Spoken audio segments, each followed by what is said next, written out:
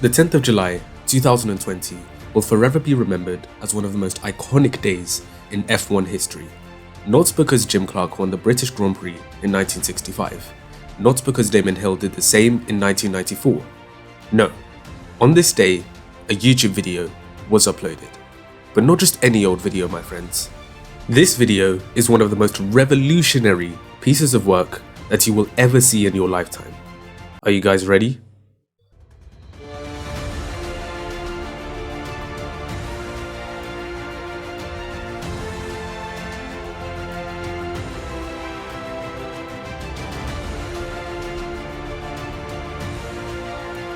Bruh, bruh, bruh, bruh, bruh, bruh, bruh.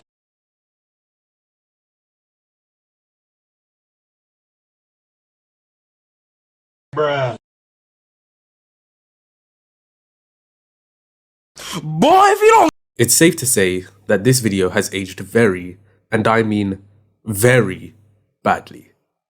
What's up guys, it's your boy Ben here, and I hope you're all doing well. Now, you know me. I like discussing the storylines from the 2020 season, and particularly to do with the drivers. Recently, two drivers have come under some intense criticism from the fans, the media, and even others within the paddock. I'm sure you can guess who these two are, Alex Albon and Valtteri Bottas. Today, we will be taking a deeper look into the fifth season and whether the criticism is actually justified. And if you guys want me to do a similar video on Alex Albon, then be sure to subscribe and to turn on the notification bell so you know when it goes live. But anyway, without further ado, let's get into it. So, I've been seeing a lot of people, especially on social media, namely Twitter and Instagram, criticize Bottas for underperforming. A common theme that seems to appear is that Nico Rosberg posed a much stronger threat to Lewis Hamilton during their time as teammates. Therefore, Valtteri isn't doing a good enough job. Well, let's take a look at some of the head-to-head statistics between Rosberg and Hamilton from 2013 to 2016 and compare to those of Bottas and Hamilton from 2017 to 2020. In 2013, the head-to-head race score between Nico and Lewis was 8-8 and the qualifying head-to-head was 8-11. For comparison, in Valtteri's first season with Mercedes, the head-to-head scores were 7-12 in races and 7-13 in qualifying. If we look at 2014, we can see that Lewis had the edge over Nico in races with a head-to-head score of 10-4. But Nico was actually the stronger qualifier that year with a record of 12-7 in his favour. Now, if we compare this to 2018, Valtteri's head-to-head scores against Lewis were 15-6 in qualifying and 18-2 in races. Granted, he most definitely should have secured at least 2 victories that year after some wretched luck in Baku and the infamous incident in Russia. Valtteri, it's James. Bruh. In 2015, Nico's qualifying record against his teammates was 7-12 and the race record was 6-11.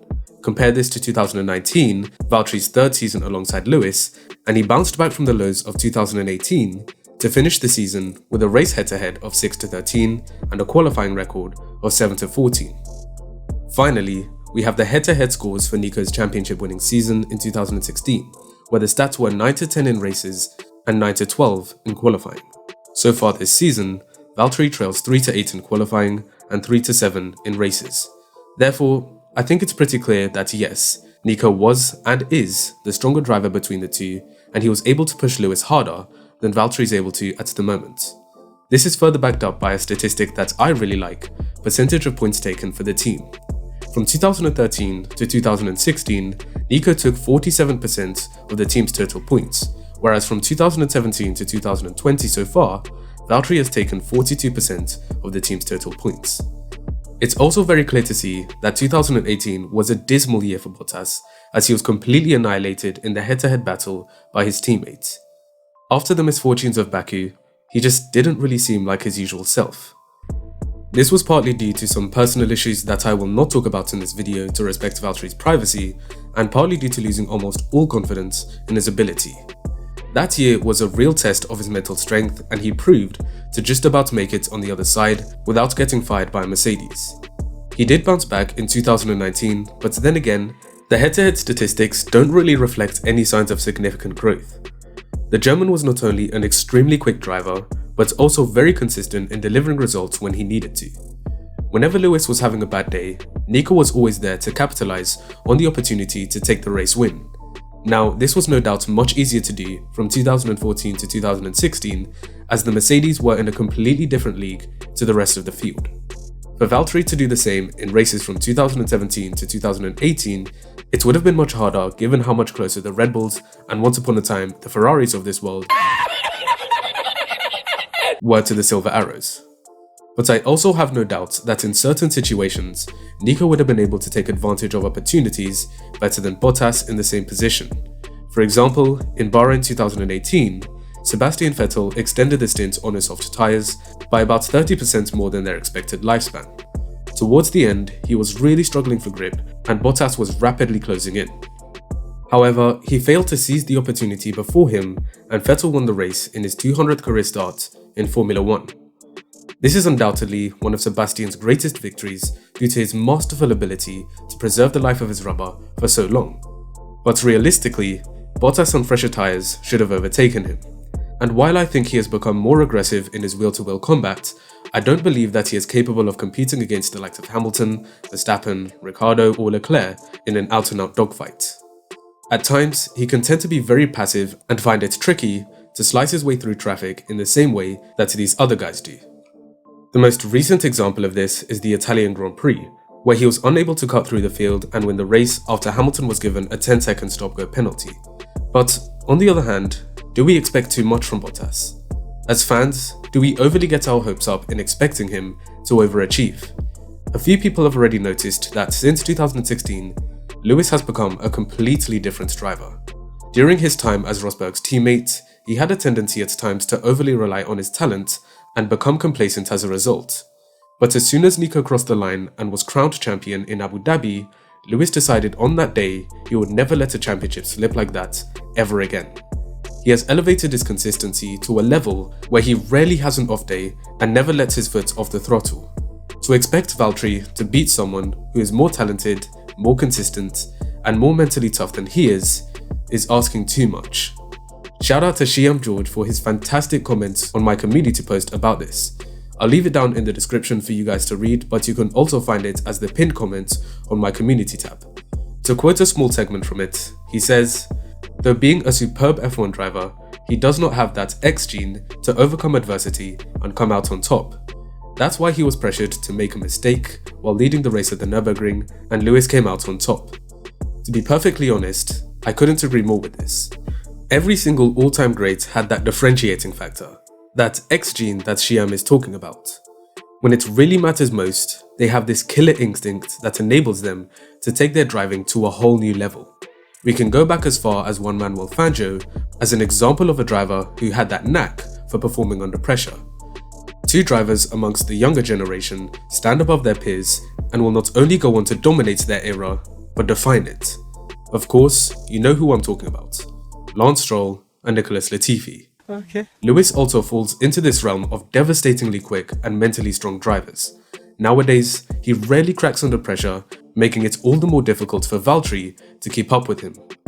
Since the 2018 British Grand Prix, Lewis has finished every single race in the points for 44 races in a row and counting. Of those 44 points finishes, he has missed the podium on just 7 occasions and over half of them have been race wins. That is what you call consistency. In my opinion, it's unrealistic to expect Bottas to beat Hamilton consistently over the course of a season. By saying, do whatever you did in Austria, just more often, doesn't mean it's as simple as that.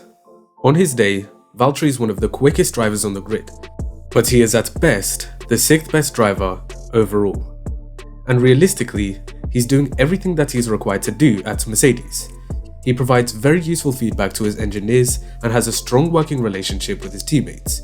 He's quick enough to bring home solid constructors points for the team, and when he's on it, he can really bring the fights to any driver on the grid. But in reality, he is a very good driver. No more and no less. Shout out again to another one of my fans, doctornrsfnly. Let me just call you Doc, who gave a brilliant analysis and breakdown of Bottas as a driver, which I will leave a copy to in the description, or you can also find it on the community tab on my channel. One of his paragraphs says, "Bottas has a tank that holds a very specific amount of talent that takes time to fill. When the tank is full after a long layoff or after being really criticised as a soft number 2, or when his contract is up for debate, he drives wonderfully and everyone talks about Bottas 2.0, 3.0 or 4.0, to whom it may concern and all that. But then his tank is empty, he runs out of talent and he returns to his normal level until his tank fills up again. This is one of the best analogies I've seen, describing the fluctuations in his performance from time to time.